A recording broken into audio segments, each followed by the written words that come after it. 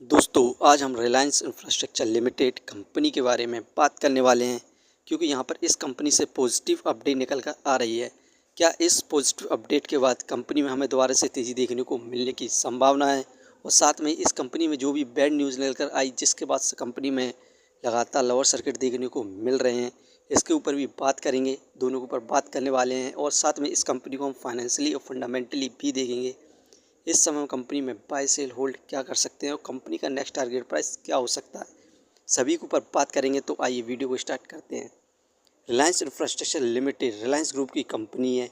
इस कंपनी का प्राइमरी काम engineering, construction service for power, roads, metro rails और अदर इंफ्रास्ट्रक्चर सेक्टर में भी कार्य करती है। दोस्तों रिलायंस इंफ्रास्ट्रक्चर लिमिटेड कंपनी का शेयर प्राइस अभी 76 रुपये 60 पैसे चल रहा है।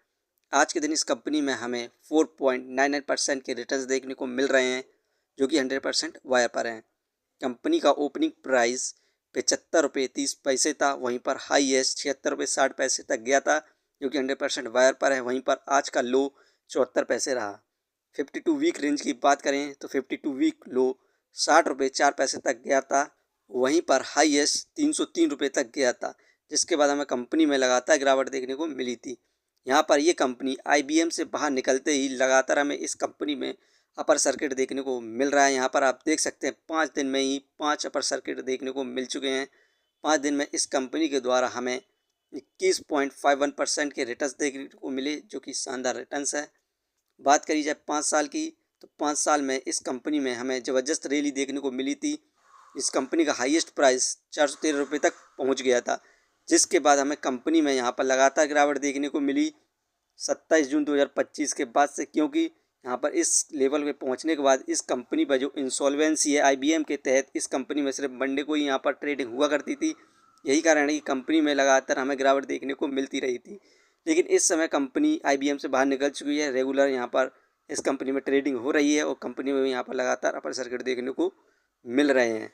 इस कंपनी से जितनी भी अपडेट निकल कर आ रही हैं उन सभी को हम देखते हैं। पहले इस कंपनी के द्वारा जो नेगेटिव अपडेट निकल कर आई जिसके बाद से गिरावट देखने को मिली, इन्हें हम देखें तो यहाँ पर there are several reason behind the Reliance Infrastructure share price falling including an Enforcement Directorate asset attachment case, sharp decline in profitability, high depth and weak financial ratio, panic selling and weak marketing settlement and trading restriction. ऐसे कई सारे reason हैं जिसके बाद से हमें गिरावट देखने को मिली। जैसे यहाँ पर इन्फोर्समेंट डायरेक्टर के द्वारा कंपनी के ऊपर, कंपनी के एसेट के ऊपर छानबीन, और यहाँ पर इसी के कारण यहाँ पर जो रिटेलर्स है कंपनी में लगातार कंपनी के शेयर को सेल कर रहे हैं, जिसके बाद से हमें गिरावट देखने को मिल रही है। और जो भी ट्रेडिंग रेस्ट्रिक्शन है उसमें रोक लगा दी जाती है, जिसके बाद से हमें कंपनी में गिरावट देखने को मिल रही है। वहीं पर सेकंड रीज़न देखें तो यहाँ पर SEBI reject Anil Ambani settlement plea over misuse 6,526 crore, Reliance Infrastructure fund diversion raise governance concern amid regulatory security. यहाँ पर अनिल अंबानी की कंपनी रिलायंस इंफ्रास्ट्रक्चर को फंड 6,526 करोड़ को फंड डाइवर्ट करने के आरोप में यहाँ पर अनिल अंबानी ने दलील रखी कि सेबी के सामने इसे यहाँ पर सेटलमेंट के द्वारा निपटा दिया जाए, लेकिन सेबी ने इसे साफ इनकार कर दिया। यही कारण है कि कंपनी में हमें लगातार लोअर सर्किट भी देखने को मिल रहे हैं। इस कंपनी से जो पॉजिटिव अपडेट निकल कर रही है उसे देखें तो यहाँ पर Reliance Infrastructure on Friday said the subsidiary Mumbai metro one private limited MMOPL has reduced डेप्ट more than 1,100 crore in March 31 March 2026। यहाँ पर रिलायंस इंफ्रास्ट्रक्चर लिमिटेड कंपनी ने रिकंस्ट्रक्शन कंपनी लिमिटेड NARCL से जो लोन लिया था एग्रीमेंट के तहत 2,771.32 करोड़ का मेट्रो बनाने के लिए। यहाँ पर Mumbai metro one private limited MMOPL, जिसे अब कंपनी के द्वारा यहाँ पर विड्रॉल कर लिया गया है इस केस को, जिसमें इस कंपनी के द्वारा 1100 करोड़ का यहाँ पर फंड को विड्रॉल कर लिया गया, इसे नहीं देना पड़ेगा, जिसके बाद से हमें कंपनी में दोबारा से तेज़ी देखने को मिलने की संभावना है। इस कंपनी के हम शेयर होल्डिंग पैटर्न्स की बात करें तो मार्च के अंदर प्रोमोटर्स की होल्डिंग 16.50% थी और फिल की इन्वेस्टिंग 11.35% थी, जो कि जून में बढ़कर प्रोमोटर्स की होल्डिंग 19.05% हो चुकी है। वहीं पर हमें फिल के द्वारा इस कंपनी के शेयर को यहाँ पर सेल नहीं करते हुए देखा जा रहा है। यहाँ पर फिलिंग की इन्वेस्टिंग कंपनी के अंदर 10.26% हो चुकी है। लेकिन यहाँ पर मार्च से जून के बीच में ज़बरदस्त हमें इन्वेस्टमेंट देखने को मिल रही है प्रमोटर्स के द्वारा, तो हमें इस कंपनी में लॉन्ग टर्म में यहाँ पर रिटर्न्स देखने को मिलने की संभावना है।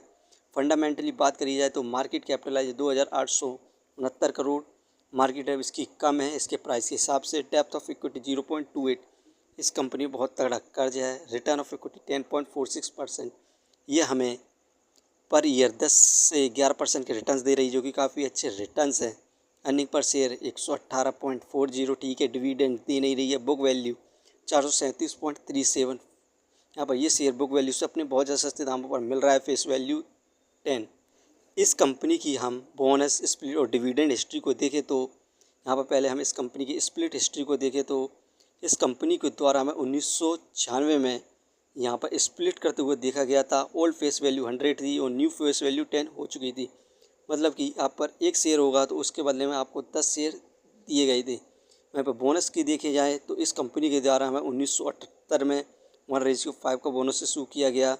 इसके बाद 1981 में 1:3 का बोनस इशू किया गया। इसके बाद 1990 में 1:1 का बोनस इशू किया गया है। इस कंपनी के द्वारा हमें यहाँ पर 2008 से पहले लगातार स्टॉक के द्वारा डिविडेंड स्प्लिट और बोनस इशू किया गया है। यहाँ पर आप देख सकते हैं इस कंपनी के द्वारा हमें 2018 में भी डिविडेंड देखने को मिला है। 2018 में 9.50 रुपये का डिविडेंड दिया गया। इससे पहले 2017 में 9 रुपये का डिविडेंड, 2016 में 8.50 करोड़ का डिविडेंड, 2015 में 8 रुपये का डिविडेंड। लगातार इस कंपनी के द्वारा हमें 2018 से पहले डिविडेंड देखने को मिल रहा था। लेकिन इस कंपनी से कुछ बैड न्यूज़ निकल कर है, जिसके बाद से कंपनी में लगातार गिरावट देखने को मिली। उसके बाद से हमें कभी भी इस कंपनी के द्वारा बोनस, स्प्लिट और डिविडेंड देखने को नहीं मिला है।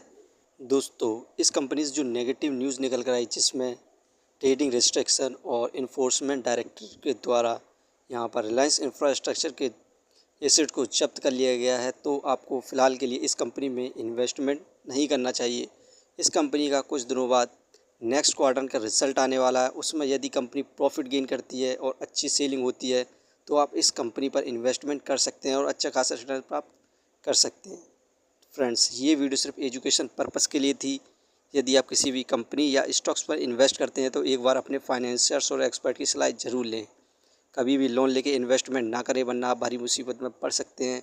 यदि कंपनी के बारे में जानकारी सही लगी हो तो अपने चैनल को सब्सक्राइब करें, जिसका नाम है स्टॉक एनालिसिस। धन्यवाद।